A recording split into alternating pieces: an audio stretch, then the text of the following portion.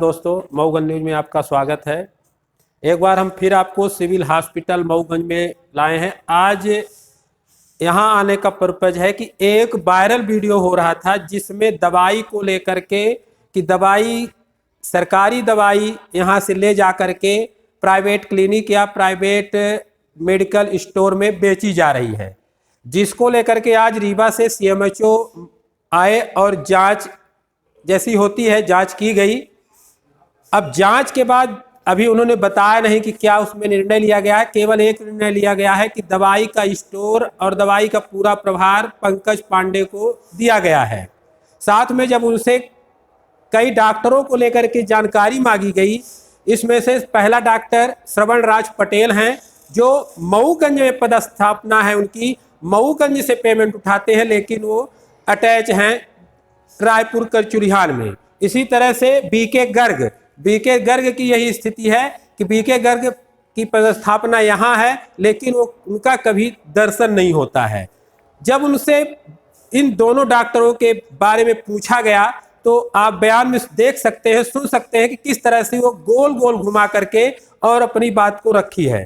साथ में हमें भी कहना चाहेंगे कि जो यहाँ की सिविल हॉस्पिटल मऊगंज की अव्यवस्था है, तो माननीय दर्जा प्राप्त राज्य मंत्री मुख्य से कहना चाहते हैं, मऊगंज विधायक से, कि आप एक बार ध्यान भूमि लोकार्पण के बाद एक बार ध्यान पुनः सिविल हॉस्पिटल में लाइए, क्योंकि यहाँ अव्यवस्थाओं का भंडार है।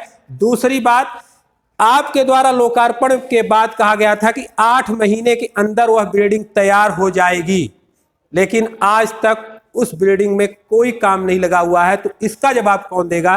तो माननीय जी, एक बार आप पुनः सिविल हॉस्पिटल आए और दोबारा आपको लोकार्पण करने का मौका मिले। तो जुड़े रहिए, हम आपको सुनाएंगे CMHO का पूरा बयान। असल पर ये हमको फ़ोन आया था, विधायक जी का भी आया था, कलेक्टर साहब का भी आया था कि कुछ शिकायत मिली, आप जाके देखिए। मैं आया यहाँ, मैंने यहाँ चेक किया स्टोर आउटडोर भी, और सबके बयान भी लिए।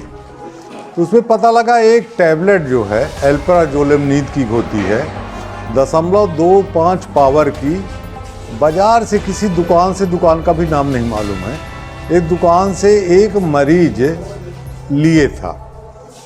वो वास्तव में 0.25 पावर की टैबलेट हमारे स्टोर से सप्लाई ही नहीं, न रीवा के स्टोर में है न यहाँ के स्टोर में है। तो अब ये तो मामला समझ में नहीं आ रहा है कि उस दुकान में पहुंची कहाँ से। हमारे यहाँ है ही नहीं वो टैबलेट। सर, नियमानुसार स्टोर और दवाई वितरण केंद्र में कौन सा कर्मचारी होना चाहिए, नियुक्त होना चाहिए? फार्मासिस्ट की नियुक्ति सर मऊगंज में नहीं है, उसका क्या करेंगे? फार्मासिस्ट की नियुक्ति मऊगंज में आज की डेट पे नहीं है।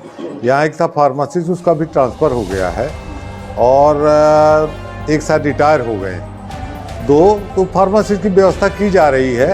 इस समय स्टाफ की कमी तो सभी जगह रहती, फार्मासिस्ट आज संज्ञान में आए, इसकी व्यवस्था जल्द करके हम भिजवाएंगे। यहाँ पर सर जिसका मूल पद है, उस पर काम न करके कोई कुछ कर रहा है, कोई कुछ कर रहा है, किसी को कुछ बनाया जा रहा है, तरीके से समझ नहीं आ रहा। अब मूल पद पे काम करना चाहिए। कभी कभी कार्य की अधिकता से ये लोग क्या करते हैं कि दूसरे से काम लेना पड़ता है, तो मजबूरियाँ रहती हैं BMO की। इस संबंध में भी चर्चा करेंगे क्या कैसा है, लेकिन कार्य तो है ज़्यादा। श्रवण राज पटेल डॉक्टर है, उनकी पदस्थापना मऊगंज में है, लेकिन वो यहाँ पे नहीं है, क्यों? उसकी वजह क्या है? ये बहुत पहले से, मेरे आने के पहले से मेरे संज्ञान में बात आई है। श्रवण राज पटेल रायपुर करचुलियान पे पदस्थ हैं। किन कंडीशन में कैसे पदस्थ हुए जरा हमको पता करना पड़ेगा। अटैचमेंट है तो अटैचमेंट देखते हैं, हम उनको बुलाते हैं।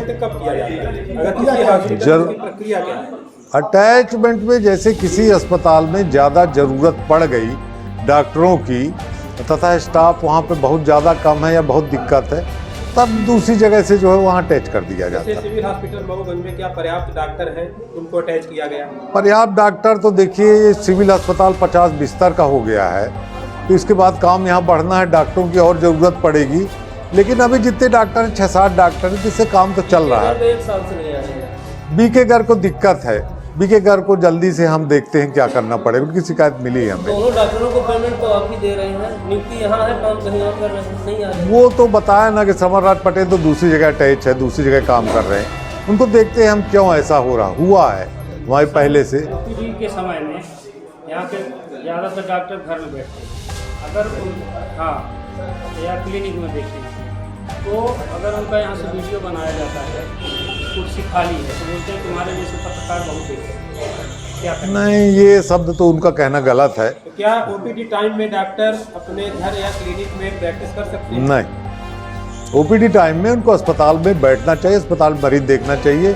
मरीज देखने के बाद जो खाली समय है उसमें प्रैक्टिस कर सकते हैं। ओपीडी में सभी डॉक्टर को आना अनिवार्य है? अनिवार्य है। ऐसा नहीं है कि मतलब तो बच्चों के डॉक्टर उधर बैठते हैं ओपीडी के समय पर, और महिलाओं के डॉक्टर उधर बैठते हैं, आँख वाले उधर। मरीज आते हैं तो उनको पता नहीं होता कि ओपीडी रूम कहाँ पे है, डॉक्टर कहाँ पे, सब अलग अलग कहाँ कपड़े में मिलेगी, देखते हैं। दवाई कहाँ मिलेगी, लोग नहीं, ये वास्तव में इसके लिए व्यवस्था ये होनी चाहिए कि यहाँ सामने लिखा हो एक जगह, यहाँ कमरा सब चिन्हित कर दिए जाए कि रूम नंबर 1 में ये डॉक्टर, रूम नंबर इसमें ये डॉक्टर। तो ये चिन्हित होना जरूरी है, लिखा रहे यहाँ पर, जिससे मरीज को तुरंत पता लग जाए। ऐसा होना